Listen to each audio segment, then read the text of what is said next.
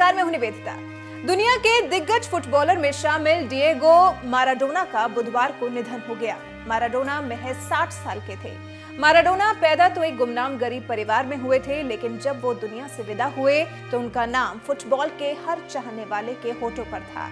इस वीडियो में हम आपको माराडोना से जुड़ी कुछ दिलचस्प चीजें बता रहे हैं। झोपड़पट्टी में पैदा हुए। कहा जाता है कि अगर आप गरीब पैदा हुए तो ये आपकी गलती नहीं है, लेकिन आप अगर गरीब मरते हैं तो ये आपकी गलती है।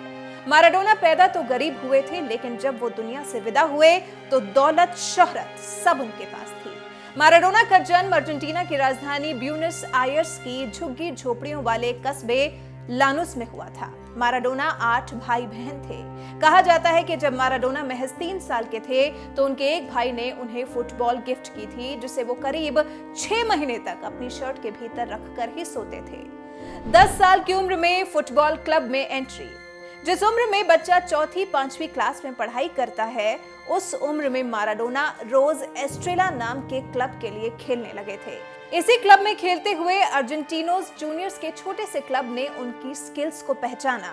12 साल की उम्र में लॉस केबोलिटास क्लब में बॉल बॉय का रोल मिला। 15 साल की उम्र में उन्होंने अर्जेंटिनोस जूनियर्स के लिए प्रोफेशनल करियर की शुरुआत की। साल 1981 में उन्हें बोका जूनियर्स क्लब ने साइन किया।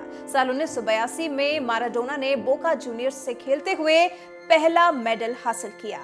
पहले वर्ल्ड कप में गोल।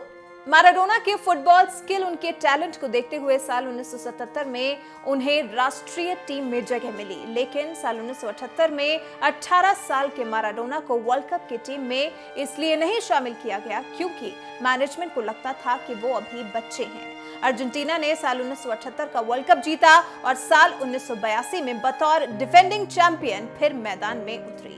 इस बार माराडोना भी टीम का हिस्सा थे। टीम और माराडोना से लोगों को काफी उम्मीदें थी।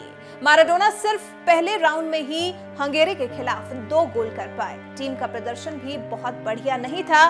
ब्राजील से हारकर अर्जेंटीना वर्ल्ड कप से बाहर हो गया। 1986 का वर्ल्ड कप और हैंड ऑफ गॉड। 86 के वर्ल्ड कप में इंग्लैंड के खिलाफ क्वार्टर फाइनल में माराडोना ने 2 गोल किए थे, लेकिन उनका एक गोल ऐसा था जो इतिहास बन गया।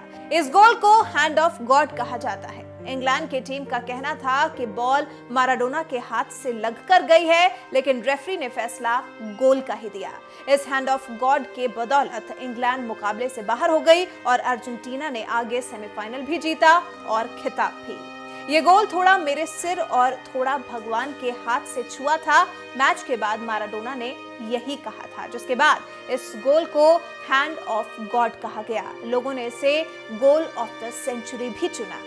फिदेल कास्त्रो और माराडोना की मौत का अजीब संयोग। क्यूबा के पूर्व राष्ट्रपति फिदेल कास्त्रो को माराडोना अपना दूसरा पिता मानते थे। यह अजीब संयोग है कि माराडोना का निधन भी उसी तारीख को हुआ जिस दिन फिदेल कास्त्रो का हुआ था, यानी 25 नवंबर। क्यूबा के राष्ट्रपति रहे फिदेल कास्त्रो का निधन 25 नवंबर 2016 को हुआ था और ठीक 4 साल बाद 25 नवंबर 2020 को माराडोना ने भी इस दुनिया को अलविदा कह दिया। खूब कमाई, शोहरत। माराडोना ने फुटबॉल से खूब दौलत और शोहरत कमाई। माराडोना ने साल 1982, साल 1986, 1990 और साल 1994 में फीफा वर्ल्ड कप में हिस्सा लिया। साल 1986 का वर्ल्ड कप शामिल है। इस वर्ल्ड कप में अर्जेंटीना उन्हीं की कप्तानी में खेल रही थी। माराडोना टूर्नामेंट के सर्वश्रेष्ठ खिलाड़ी घोषित किए गए थे। उन्होंने गोल्डन बॉल अवार्ड जीता था। माराडोना को FIFA player of the century से भी नवाजा जा चुका है। उन्होंने एक बार वर्ल्ड कप गोल्डन बॉल, एक बार बैलन डी और 2 बार South American footballer of the year, 6 बार national league top scorer award जीता है। ड्रग्स की लत ने करियर बर्बाद किया। माराडोना ने अपने करियर से खूब शोहरत कमाई, लेकिन उन्हें ड्रग्स की लत ने बर्बाद कर दिया। उन्हें ये लत तब लगी जब उनका करियर पीक पर था। साल 1984 में जब वो नेपोली क्लब के लिए खेलने लगे थे, उसी दौरान वो इटालियन माफिया कोमोरा के संपर्क में आ गए थे। अगले 2 दशकों तक उन्होंने लगातार ड्रग्स लिया और शराब पी। कोकीन के सेवन के लिए माराडोना को उनके क्लब नेपोली ने 1991 में 15 महीने के लिए बैन कर दिया था। इसी साल उन्हें ब्यूनस आयर्स में 500 ग्राम कोकीन के साथ अरेस्ट किया गया था। उन्हें तब 14 महीने की सजा दी गई थी। ड्रग्स ने उनके फुटबॉल करियर को ही खत्म कर दिया। 1997 में उन्होंने फुटबॉल को अलविदा कह दिया। 11 बच्चों के पिता, लेकिन 2 ही वैध। बीबीसी की एक रिपोर्ट के मुताबिक माराडोना कम से कम 11 बच्चों के पिता थे, लेकिन वैध रूप यानी कानूनी तौर पर सिर्फ 2 बच्चों के पिता थे। अपने एक इंटरव्यू में बच्चों पर बोलते हुए उन्होंने कहा था कि उनके सिर्फ 2 ही वैध बच्चे हैं, बाकी सब उनके पैसे और गलतियों का नतीजा है। 2019 में उन्होंने कबूला था कि क्यूबा में भी उनके 3 बच्चे हैं।